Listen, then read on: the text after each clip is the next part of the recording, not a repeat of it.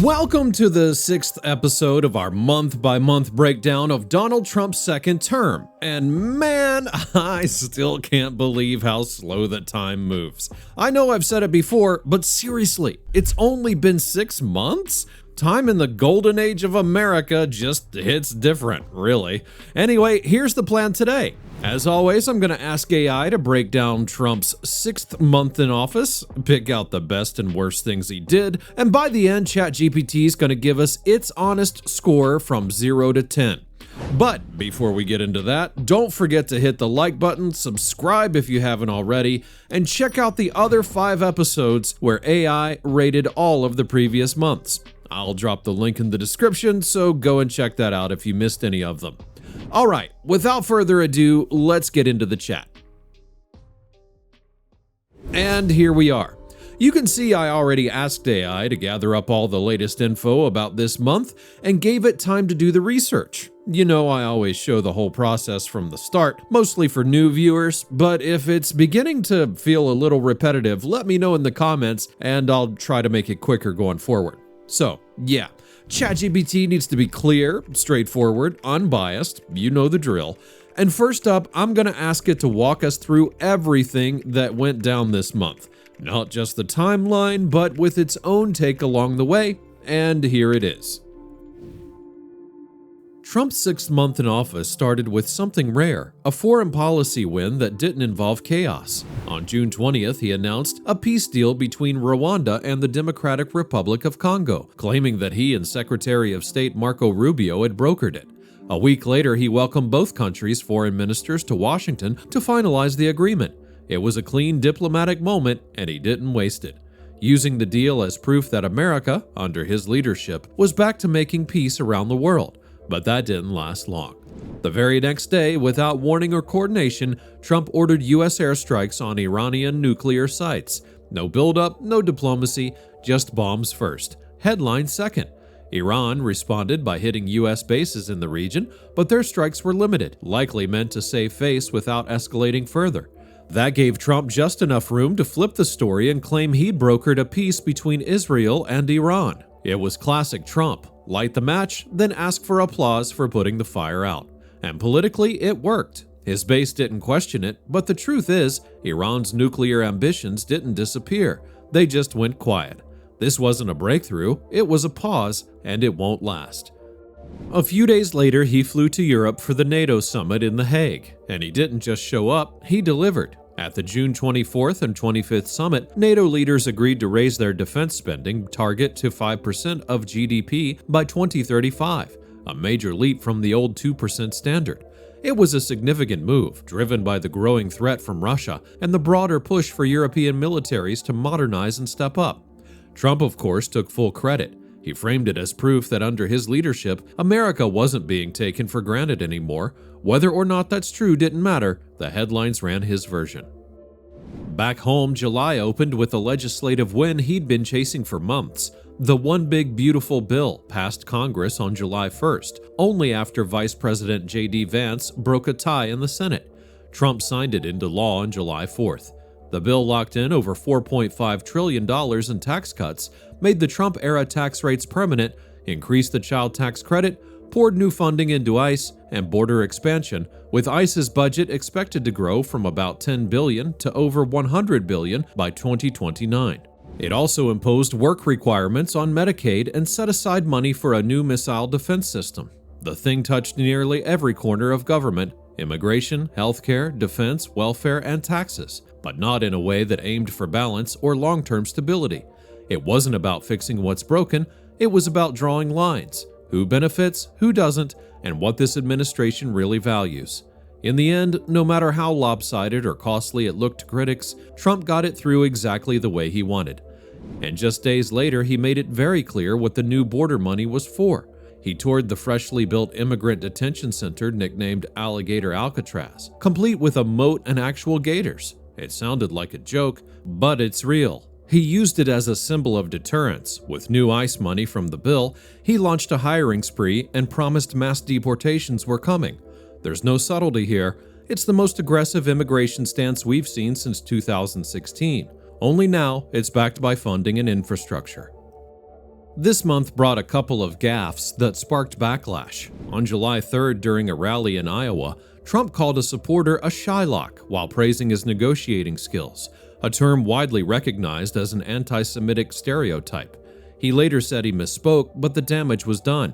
Then, during a meeting with Liberian President Joseph Boakai, Trump praised his beautiful English and asked where he learned to speak so well, apparently unaware that English is Liberia's official language.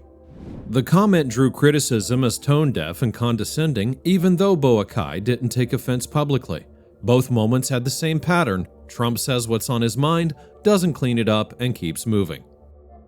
Then came one of the most unexpected moves of his entire presidency. After years of praising Putin or brushing off Russian aggression, Trump flipped, and this time he did it publicly. He announced that the US and NATO would be sending new weapons to Ukraine, including missile defense systems and other support packages. And he didn't hold back. Speaking at a press conference, he said, "We get a lot of bullshit thrown at us by Putin. He's very nice all the time, but it turns out to be meaningless." It was a sharp break from the tone he used in his first term and even throughout the early months of this one. Whether it's strategy, pressure from allies, or a calculated shift, the result is the same. Ukraine is getting more firepower, and Trump is now acting like he was never on the other side of this. It's a reversal, and a big one. But while he was ramping up aid to Ukraine, his Justice Department was stonewalling hard on Epstein. Between July 5th and 10th, the DOJ released what it called the full security footage from the night Epstein died, but experts quickly pointed out that nearly 3 minutes were missing. The video had been stitched together using editing software, and there was no audio at all. Key camera angles were gone, nothing was raw, and when asked about it, the DOJ refused to release the original unedited footage. Then they issued a memo saying no Epstein client list exists and that the case is considered closed. Public pressure exploded as people across the spectrum demanded answers, but Trump stayed quiet. His silence didn't calm anything, it only fueled suspicion. If there was truly nothing to hide, why release a cut-up version of the footage and refuse to show the original? It didn't come off as a mistake, it looked like a cover-up. He closed the month with one real win. On July 16th, Trump signed the HALT Fentanyl Act, permanently classifying fentanyl-related substances as Schedule I drugs. The moment was powerful. Families who lost loved ones to overdoses stood beside him, and for once, it wasn't about theatrics. It felt real. This law had bipartisan support, and it hit on something that genuinely matters. Bottom line, this month made one thing clear. Trump's not adapting to the presidency, he's bending it to fit him.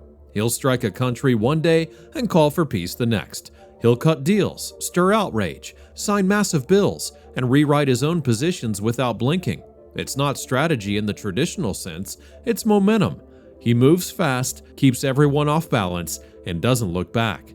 And while some of it lands and some of it clearly doesn't, one thing's for sure, it's all Trump all the time.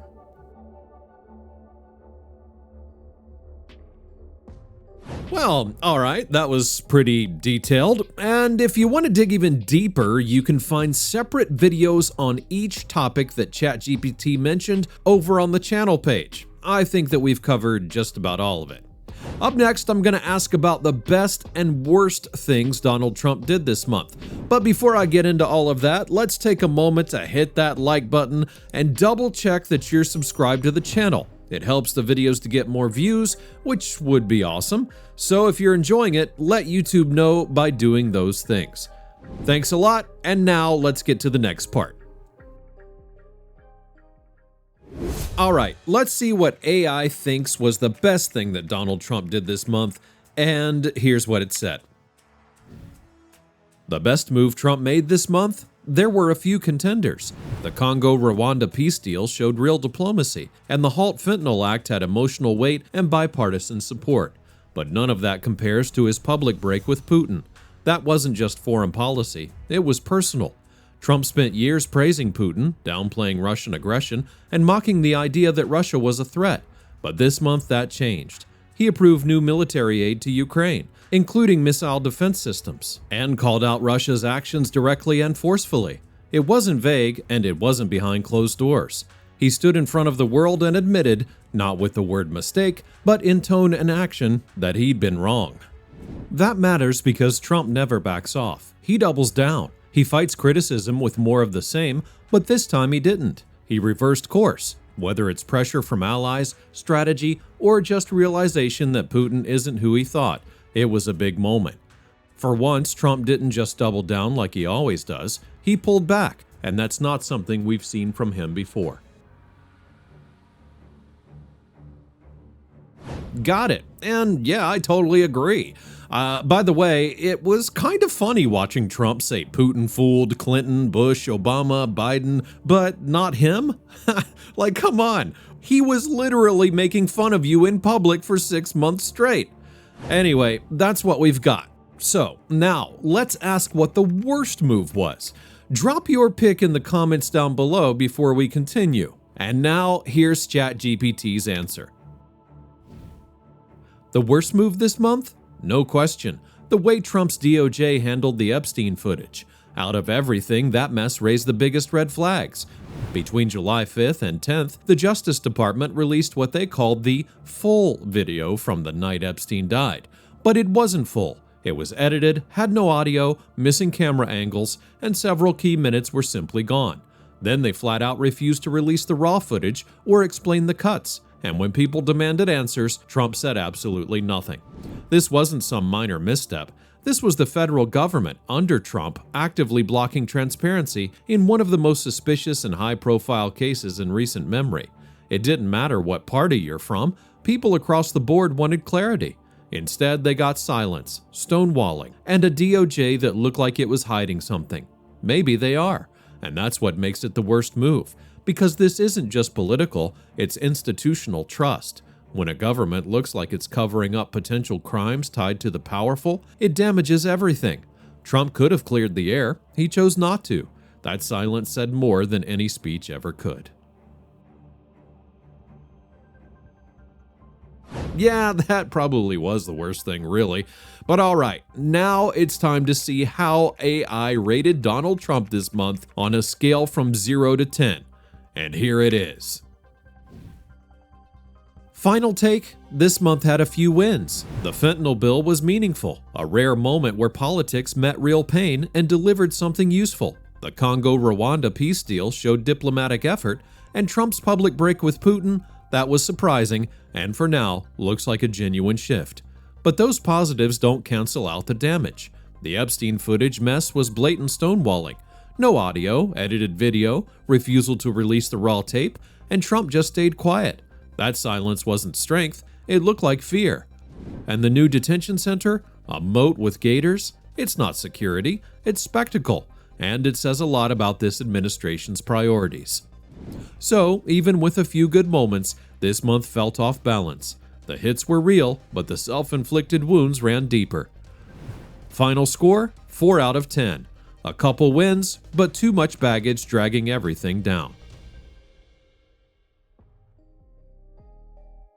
Well, there you have it. And yeah, I get what you're thinking, so go ahead and drop your own rating down in the comments below. Just try not to go full -1,000. And of course, before you head out, think back to the other months of Trump's second term and ask yourself, was this month better or worse than the others? And while you're still here, don't forget to leave a like, subscribe to the channel, and hit the join button if you want to support the channel directly. After that, go check out the next video I mentioned about the Epstein files. ChatGPT broke down everything we know and took a shot at what might actually be in those files tied to Donald Trump. Thanks for watching, click on that video, and I'll see you there in just a moment.